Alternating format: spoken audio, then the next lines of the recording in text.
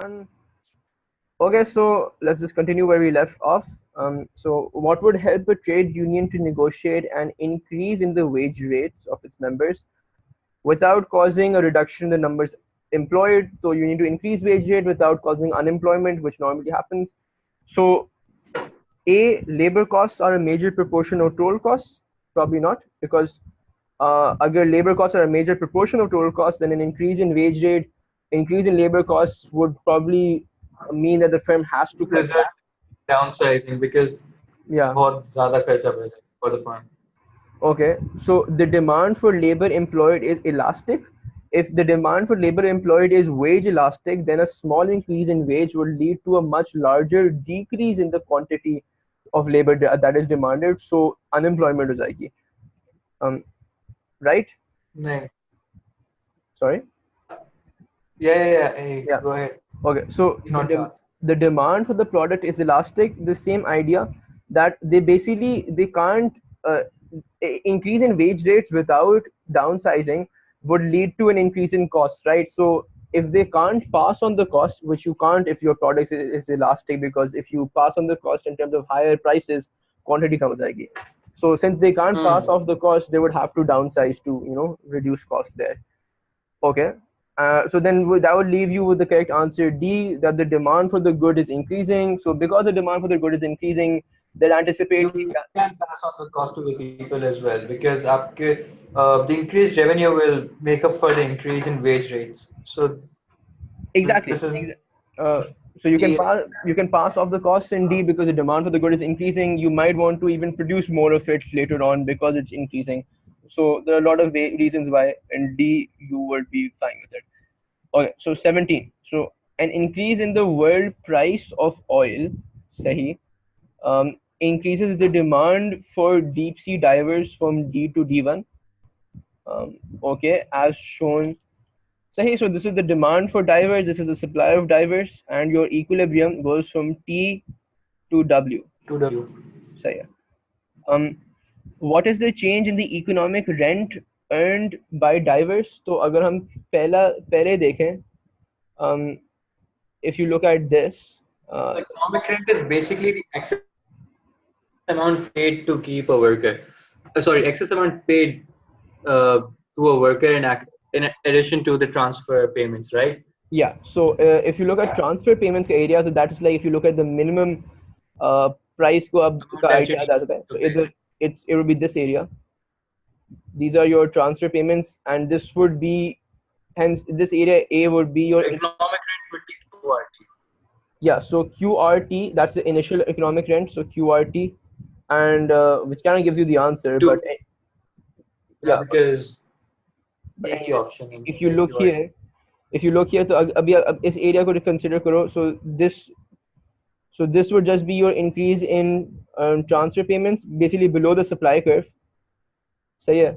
And this B जो है आपका basically RXWT. Sorry, that's not what इन्होंने क्या बोला. उन्होंने increase नहीं पूछा, उन्होंने like overall पूछ लिया. Overall पूछा है, Yeah. So पहले it was QRT, now it is QXW, and if you want to calculate the increase, it is RXWT. But here the answer is C. So QRT to QXW. So we can write 17C, and let's move on. Okay, 18. So what could lead to an increase in the size of a country's labor force?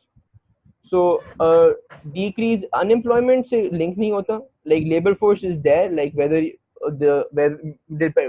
irrespective of how much you employ or don't employ. If you decrease the retirement age, मतलब people can retire earlier, then that would probably decrease the labor force instead of increasing it. So labor force basically those I think it's that age, after school leaving, before retirement age, where you can basically work. यही definition होती है ना. So if you decrease retirement, so that would just B is not the answer. yeah. So an increase in the participation rate, I think the participation rate क्या होता है is the people who want more amount of people who want to Yeah, work? yeah. C is the answer. Participation is basically the number of people a part of the labor force. People willing to work, and people willing to work is basically your labor force. And D can really not be the answer Huh. because increase in school leaving age. Okay, uh, let's. I mean, if you leave school at 18, you can start work from 18, and you increase that school leaving age to 20. So सही all है. the people aged from 18 to 20 cannot work, and that's reducing the labor force. So yeah, C is the answer. And then the definition of labor force, if we just correct ourselves, was like, the amount of people above the school leaving Willing, age, below the retirement age, that are willing and able to work. Like, uh, willing and able to work. yeah, Yeah. so they might not actually be employed, but yeah, they want to be, have to be willing. So and participation rate is basically an increase in that. So 19 देखा जाए तो the table gives unemployment rates for 4 countries in 1993 and 2002. What can be deduced from the table? France had the lowest rate of lowest rate of employment in both years. For that, it has to have the highest rate of unemployment in both years, which is, I guess that's true. So either 11.4 is the highest rate of unemployment, and 8.8 is the highest rate of Hmm. unemployment. So it has the lowest rate of employment in both years. बाद में अगर देखो, again, B is wrong because you can't look at people, because we don't know the size of the labor force, right? Like number हम नहीं देख सकते, we only have percentages. So B is wrong. C, Japan more than doubled its labor productivity between 1993 and We 2002. cannot. This is Yeah, not a table for labor productivity rates. It's basically a labor for unemployment. So yeah, B भी हट गया, and D though it really does not make sense. Created most jobs between 93 and 2002. yeah. And basically, again, we know most jobs number again leads to the issue when you don't know the size of the labor force and percentage दिया हुआ है, तो हम numbers नहीं निकाल सकते हैं. So it's 19A. 20 को देखा जाए तो the diagram shows the saving and the investment curves of a closed economy with no government. So closed economy में आपके injections क्या होंगे? Injections, sorry, what do you denote injections with? J, right? So Yeah. injection is simply saving, and your withdrawals are, sorry, injection is investment and withdrawals are simply saving. Investment. Yeah. So the and this is what we've been given. I guess this is your equilibrium vessel. Potential output is, yeah, the YP is your equilibrium. YP or YE? Sorry, YP is your full employment. Sorry. Yeah. Point G is your equilibrium. Okay. So because that's where withdrawals are equal to injections, right? Savings equals to investment. So which distance measures the gap between actual and potential output? So that is this horizontal distance, which we can say can be measured by this. G and H. So we have G and H. So GH. So 20D. Let's proceed. 21, the table shows the values of selected macroeconomic variables over two-year period. So you have saving, investment, government expenditure, taxation, exports, imports, equilibrium, national income. So if we just quickly mark, so investment is an injection, government expenditure is an injection, and imports are revenue earned by imports are injections, and saving is a withdrawal. Taxation can be classified as a withdrawal. Import expenditure is a withdrawal. So yeah, so what is the value of the multiplier? If you look at the multiplier, so that K can be equals to 1 upon MPW, your marginal propensity to withdraw. And I guess you calculate that by seeing that you first add all the withdrawals, and then you look at equilibrium national income. Wait, you've been given equilibrium national income. So you know how much equilibrium national income increased by. You just don't know how much your injections increased by. So maybe this formula This is the can't. increase between a 2-year period. Equilibrium income increased from 36 to 4200 between two in a year, right? Year 1 में it was 3600, year 2 में it was 4200. So what we are basically trying to look for here is कि हम लोगों ने जो एक साल में investment की, how much times of that investment is your equilibrium national income, right? Yeah, Because rather than multiplier effect. so I think so this formula won't really help us because marginal propensity wala won't help us, So but we this just look at how yeah. much we have injected, perhaps, and Yeah, so basically you have your national income में अगर आप change देख लो सही है, and you look, this is your multiplier, and you just look at the change in an autonomous variable, autonomous injection. So जितना injection देख लो, it should multiply by a particular amount to give you the change in national income. Change in national income, if you look at it, I think that's 600. So yeah, you have 600 of this. K is unknown. Change in overall injections. If you look at it, so, 200. you calculate it. So Yeah, it's 200. investment में Year आपका one में your 100 का change आ year रहा है. one में वो हाँ आवाज कट year रही है one में तुम्हारी. 100 investment 100 का change आ रहा है. 50. Government expenditure में 50 का. Yeah, 50. So basically, this is 200. So your multiplier की value would be 3, giving you 21. Okay, I have one confusion यहाँ पे. In year one, our total injections were for 600 and our equilibrium national income was 3600.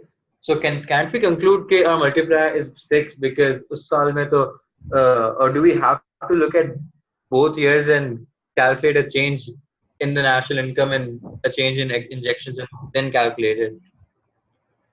Huh. जैसे Yeah, year one I में think you might be right. Yeah, yeah.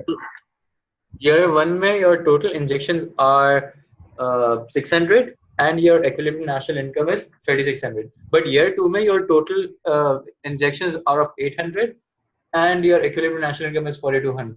तो मसला यहाँ पे आ जाता है कि एक साल में multiplier की value is 6, दूसरे साल में multiplier की value is 5.25. So your method seems, I don't know, it seems better. Because yeah, then you don't, because if you think about it, like multiplier ki definition was when you have a change, an increase in the like when you have an injection, like a new injection, like an additional injection, सही है, उससे national income पे क्या फर्क आया, rather than equilibrium national income अभी है वो किस चीज से देखा जाए. So like I think because it was more of the idea कि if you have an increase in national income, so how does that change? If you have an increase in an autonomous injection, then how does that change national income? So if, and the other way to look, from just to solve the MCQ from your perspective, that if you calculate year one and year two based on your method, then the value of the multiplier be constant nahi aa rahi. So I think we just stick with what we did. Yeah. So मिटा क्यों दिया मैंने, खैर. So this is, we had called calculate the change 600, and this was आपका 200, right? And your value was 3. Yeah. And like generally, even if it's over a 2-year period, that's still fine because like the values we have are over 2-year periods. So 21A, 22, during a year, a country's national income in money terms increased by 3%. So yeah, prices increased by 4%, and the total population increased by 1%. So what was the approximate change in real income per head? Since real income per head, so which is basically पहले अगर आप real national income का change निकाल लें, so it increased by, let's say, 3%. 3%. Prices increased by 4%, so that's a negative 1%. Yeah, basically. So real national income देखें, that's negative 1%. And अगर but then your population also increased by 1%, so that's a और भी negative come, 2%.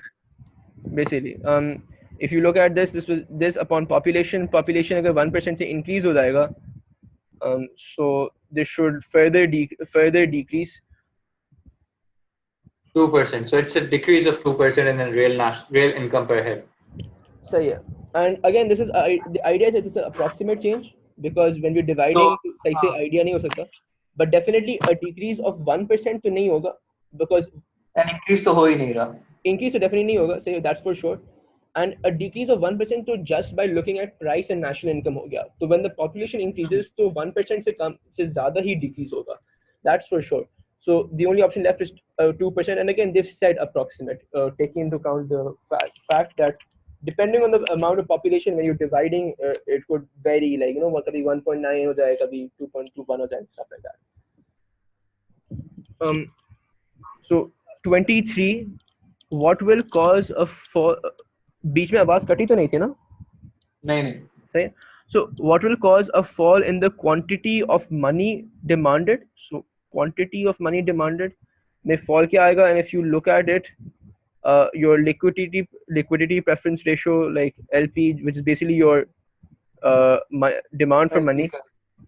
So the idea was that interest rates and quantity, which is basically what they're asking, quantity of money demanded, are inversely proportional. So if you increase interest rates here, like either Your say, money demand should fall. yeah, so the quantity of money demanded should fall. So it should be A. 24, what is not included in the measurement of national income? So dividends paid to shareholders should be included, I guess, because like they have an asset, they're earning money from it. It's like normal earning. Overtime payments again, like बच्चे ने मतलब boy ने काम किया ऐसे पैसे मिले. Like if you calculate national income through the expenditure method or the income method, more likely in this case. So this is like a form of income. This is a form of income. So like yeah, that should be fine. Rents from government owned Form of houses should also be included. I mean, like पैसे तो दे रहे हैं, right? So expenditure method में आना चाहिए. But I think this should be excluded, right? Because welfare benefit payments are transfer payments, and for transfer payments, nothing was produced. No good. They're payments for which no that aren't being paid for a good or a service. They're just the transfer of money. So they're different from you calling your carpenter and paying him 100 rupees to do a service. That should be included because that's something that was produced. But welfare transfer payments, basically, उसमें कुछ production होती नहीं है. So I guess 24D should be your answer. So yeah, so 25, which row correctly identifies net injections into a country's circular flow of income? So the net injections का मतलब है कि your injections minus withdrawals need to be positive. so yeah. Right? Yeah. So if you look at it, so government expenditure, if that is greater than taxation, I'd say that is a net injection. Yeah. Yes. This is a injection. This is a withdrawal. It's greater. If savings are a withdrawal and investment is an injection. So if withdrawals are greater than injection, sorry, so the negative आएगा तो no. So and exports are and exports are an injection which are greater than imports, which are a withdrawal. So yes, that should give you a net injection. So it should be C, 25C. So yeah, okay. So 26, rapid economic growth is claimed by some to harm the environment. Like you had your cool Kuznets curve. Okay, so they're not really relevant here. Either इसके excess क्या होते थे? There used to be economic growth, I believe, like or GDP, whatever, and there used to be environmental degradation. I'm not gonna write all of it, but so you used to damage the environment as you grow, and then eventually आपका दिमाग ठिकाने पे आ जाता है, and then you're like, okay, let's save the environment. But okay, not relevant here. So which outcome would not harm the environment? So not harm. A greater mobility of workers resulting from increased vehicle ownership. So if you're having more cars, you will harm the environment as you release, as you burn fuel in them. So the increased levels of income that reduce fertility rates and family size. I think this should not harm the environment because our population कम हो रही है ना, कि family size is going down, fertility rates are decreasing. Yeah, so I think B is the answer. So let's just go to the rest anyways. So C, the relocation of workers from agriculture to manufacturing employment should harm the environment, I guess, because manufacturing employment may you have all those fumes and all the stuff like that. The use of improved technology to access in previously inaccessible natural resources should also harm the environment. And we did it intuitively. We looked at what harms, what doesn't harm. You don't even need to use your brain like that. You can just look at rapid economic growth. किसमें economic growth हो रही है? इसमें economic growth हो सकती है. इसमें हो सकती है, इसमें हो सकती है, इसमें नहीं हो रही है, so this would be your answer. सही है? इसमें भी हो रही है I increased mean, levels of income I mean, to some extent. I understand. So economic growth कभी हो गई, but what actually happens because of that, if you what they're trying to us for us to focus on, you know, कि हो गई, but Is उसकी reduced वजह से utility जो, rates. हाँ. yeah. But yeah, that's like hopefully like you won't need to go go down that route. You just need to look at it intuitively, and it's fine. So 27 को देखा जाए, a country has labor shortages in some areas and high unemployment in others. So basically, there are at some places there's a much larger demand for labor, and some places there's not as much. So which government policy would help? Basically, depressed regions and prosperous regions. वो वाली कहानी यहाँ पे है. Basically the rural urban divide. So basically labor shortages in some areas should be your urban areas, I believe, and high unemployment should be your rural areas because there कुछ as such manufacturing हो नहीं रही है, development नहीं हो रही है. So which government policy would help remove this imbalance? So we need to fix it. Abandoning national wage rates in the favor of local agreements would not really help. I mean, it might help unemployment, वैसे. So let's in fact let's hold on to this. I mean, if you abandon national wage rates, you might help reduce high unemployment. So granting subsidies to exporting firms will definitely not. I mean, exporting firms are normally in your urban areas anyways. So increasing welfare payments to the unemployed is not really relevant. I mean, it would help the people who are unemployed. It wouldn't help reduce this gap of employment. Reducing government expenditure and increasing taxation is a contractionary policy. I don't see how that would. I mean, like, because that wouldn't help because either शायद हमने development कम कर दी in urban areas, so that might be fine with reducing the labor shortage there, but you're not really boosting. But that would just worsen off your rural areas because further unemployment हो जाएगी. So what do you say? Do you think it's A, if you abandon the national wage rates in favor of local agreements? So that takes into account of the idea how different areas might want different wage rates to go about. And here then the wage rate would be higher so as to reduce the demand, the quantity demanded for labor and quantity supplied for labor increases. अगर wage rate की बात करो, and either आप wage rate को आप you would keep it lower, because again like अगर shortage है तो you just the rationing function of price ना, you just increase price or wage in this case. अगर surplus है तो you just reduce wage. So I think we can say A. I'd say A. Yeah, so let's go with A. 28. What is likely to hinder a supply side stimulus to the economy? So we have to hinder it. So an imposition of maximum hours in a working week, I think that would hinder it. Like maximum hours is like इससे ज़्यादा आप काम नहीं कर सकते. So if you can't work more than that, supply side में इतना फायदा शायद नहीं हुआ. I mean like I think that would hinder it. Like even if you're more productive. A will.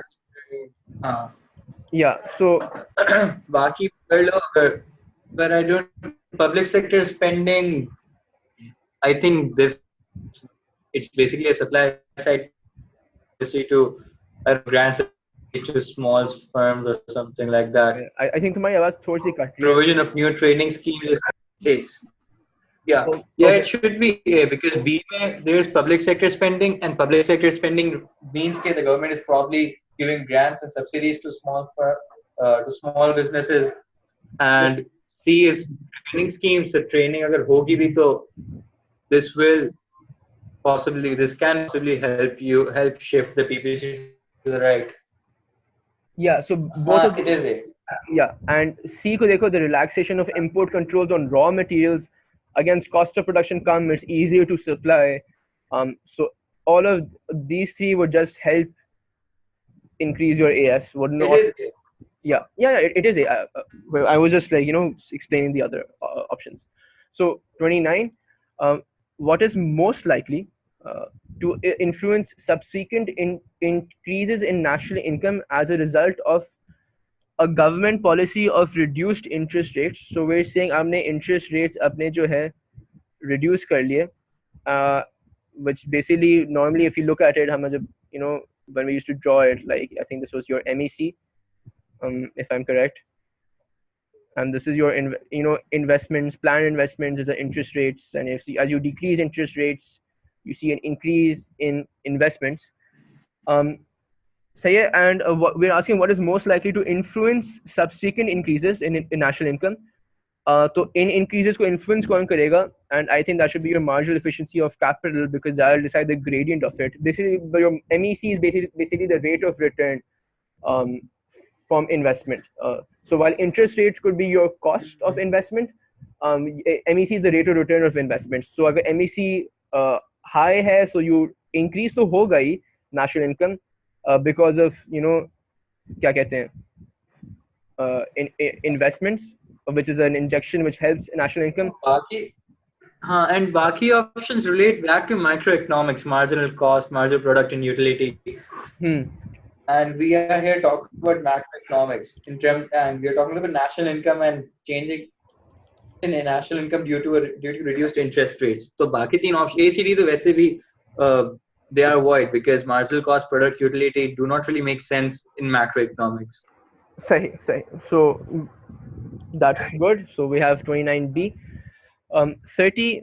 What might influence the ability of a government to use income taxation to redistribute income from richer to poorer groups? So like progressive taxes and stuff like that. So you tax the people at the top, and then you use that money on welfare payments for the people at the bottom. So okay, what might influence this? The law of diminishing returns तो नहीं influence करना चाहिए, ये कहाँ से आ गया? The Pareto Principle, the Phillips curve, the Laffer curve. So like Phillips curve, so बिल्कुल भी नहीं. Phillips curve is basically your price level and your unemployment rate. So that thing. So like उससे तो link it is the Laffer curve shows you. The Laffer curve shows you यही था ना? why you should. नहीं. हाँ इसी तरह. It used to be this way. So it's basically the idea how much you can tax. Sorry, wait. My bad. My bad. दिमाग में सही है. So the idea is you have let's say tax revenue. Say you have tax rev, and let's say you have either tax rates. So the idea behind the Laffer curve or the Laffer jo bhi hai, like idea is as you increase tax rates, the tax revenue first increases, then stops. Then there's a point where you turn, and it starts to decrease. And this would be your maximum tax revenue. The idea is because after a certain tax rate, अगर हमने बहुत tax rate बहुत ज़्यादा बना दिया, so there'll be stuff like tax avoidance, tax evasion.